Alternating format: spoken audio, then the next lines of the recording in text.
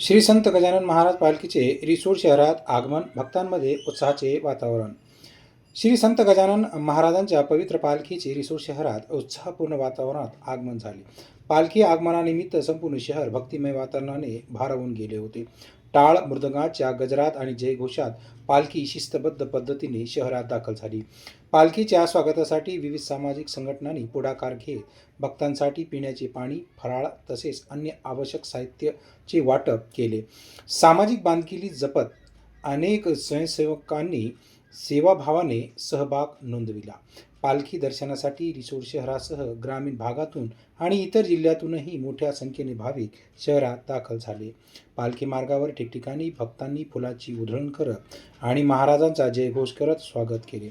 भक्तांच्या उत्साहामुळे शहरातील वातावरण पूर्णपणे भक्तिरसात न्हाऊन निघाले होते. सर्वत्र गणगणात भोवतेचा जयघोष घुमत असून श्रद्धा, भक्ती आणि सेवाभावाचा सुंदर संगम पाहायला मिळाला. सदर पालखीच्या शहरामध्ये दाखल होण्यापासून कृषी उत्पन्न बाजार समितीमध्ये मुक्कामापर्यंत पोलिसांचा चोख बंदोबस्त तैनात करण्यात आला होता. यावेळी वारंवार चोरांपासून सावधान राहण्याच्या सूचना देण्यात येत होत्या.